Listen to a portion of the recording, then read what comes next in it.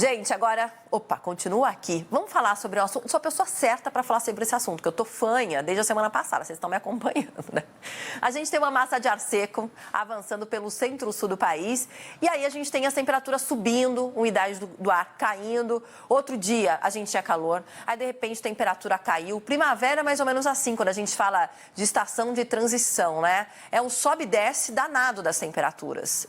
Aí a nossa saúde fica ali à mercê do que está acontecendo.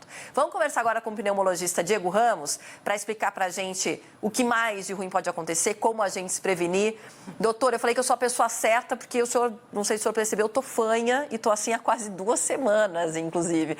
Nunca tinha tido sinusite na minha vida. E acho que uma dessas explicações pode ser realmente aí as mudanças da temperatura.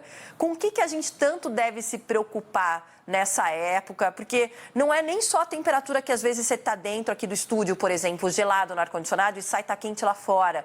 Mas são as mudanças bruscas do mesmo dia ou de um dia para o outro, né? Como que a gente se protege e quais devem ser as nossas preocupações? Boa tarde. Oi, boa tarde. Realmente, isso que você disse, nos últimos dias e semanas, tem realmente oscilado bastante a temperatura. Você vê que de manhã é geralmente um pouco mais frio, à tarde uma temperatura mais alta. Então, essa oscilação de tempo entre os dias e até mesmo essa questão, igual no estúdio, o ar-condicionado mais gelado, lá fora um calor mais extremo, isso faz com que nossa via respiratória fique mais fragilizada e aí vem as infecções, as alergias e aumentam realmente os casos aí de doenças respiratórias. Muitas vezes as manifestações são que nem rouquidão, ou coriza, né, o nariz mais escorrendo, tosse. E mesmo as pessoas que não têm doenças respiratórias podem começar realmente com sintomas, né? Isso tudo associado a essa oscilação climática mesmo. É, meu caso, viu? Achei que era uma gripe, no final nunca tive problema nenhum e aí me diagnosticaram uma sinusite. Mas tem como se prevenir? Sei lá, a gente sabe que a primavera é assim, né? Até chegar no verão fica o sobe e desce. Sei lá, o eterno casaquinho que a mamãe diz para sair de casa com um casaquinho. Tem como a gente fazer uma prevenção quanto a isso, doutor? Também tem, por exemplo, ar-condicionado, eu penso na limpeza dele, porque tem a poluição que a gente não consegue fugir nas ruas, mas o ar-condicionado dentro de casa. Tem algo que a gente possa fazer para tentar amenizar esses efeitos na nossa saúde? Sim, sim. Algumas medidas são importantes. Por exemplo, com o tempo muito seco, os ambientes fechados e com ar-condicionado tendem a reduzir mais ainda a umidade.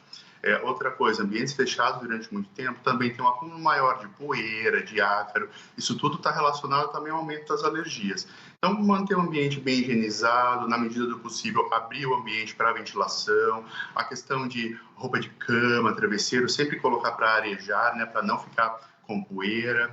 Outra coisa é tomar muito cuidado com a temperatura do ar-condicionado, mesmo no carro, em lugares fechados, para que realmente não se faça aquelas mudanças bruscas de temperatura, tá?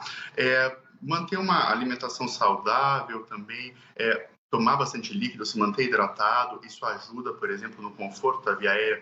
Eu digo aquela questão de você sentir o nariz seco, garganta seca, então a gente hidratando também funciona. Às vezes para idoso, crianças que têm esse desconforto respiratório, às vezes rouquidão, até mesmo as inalações com soro ajudam a dar um conforto maior de via aérea. Então, algumas medidas vão ajudar. E, claro, quem tem doença respiratória prévia, seja lá uma asma, bronquite, rinite, deixar a sua doença tratada de acordo com a recomendação do seu médico, para que ela não tenha sintomas novos agora nesse período, né? Então, o tratar a doença prévia é importante e as outras medidas também para evitar sintomas nessa fase. Agora, doutora, a gente estava até conversando aqui na redação do Band News TV mais cedo, porque a gente teve, eu aqui inclusive fanha, né, fazendo, mas a gente teve a Juliana Rosa junto comigo aqui também, do Band News TV, a Patrícia Rocha, um monte de gente no mesmo, confessando a ficar fanha, com dor de garganta, aqui, ali, aí a gente nunca sabe quando é que é uma virose, não, aí não adianta, tem que ir no médico para saber o que é. Mas a gente começou a falar sobre, justamente, o senhor estava falando de ambientes fechados, né? A gente está há 2 anos aí aí vivendo muito fechado em casa, a gente não ia a locais com muita gente, o uso de máscaras.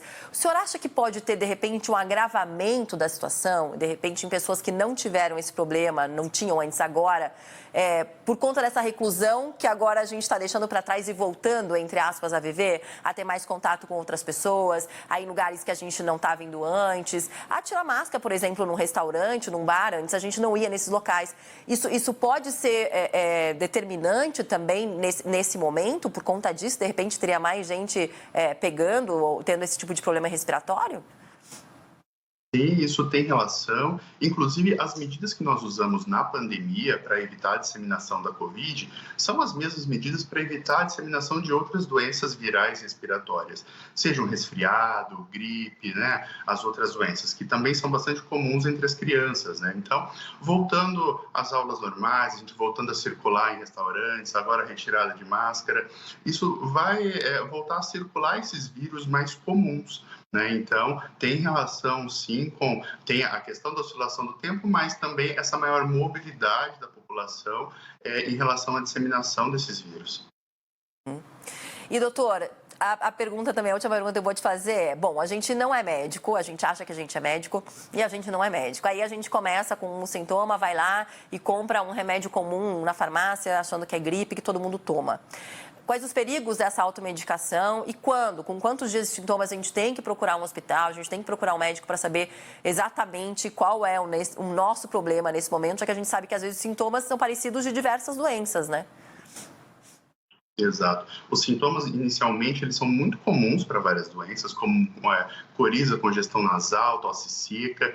É importante a gente prestar atenção em alguns sinais de alerta. Então, por exemplo, temperatura acima de 37,5, se você tem dor torácica, falta de ar, se a tosse está ficando mais intensa, se você já sabe que tem uma doença respiratória e você sabe que os sintomas estão piorando.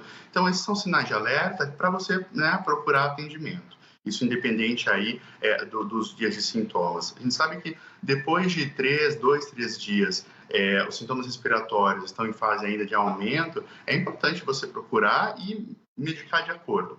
Algumas questões como analgésico comum, lavar a narina com soro, nebulização com soro fisiológico, são medidas que a população faz e que não trazem grandes, né, pode fazer sem prejuízo, mas aí usar medicação específica, de repente, se tiver alguma complicação, realmente esse período você precisa procurar atendimento.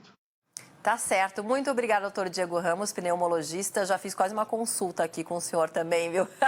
Porque eu tô entre essas vítimas da primavera. O pessoal tá tendo que me aguentar de casa falando mais baixo e falando fanha. Espero que por pouco tempo ainda, que eu já tô medicada, pelo menos. Obrigada, viu, doutor? Bom fim de semana para você. Para você também. Prazer. Tchau, tchau.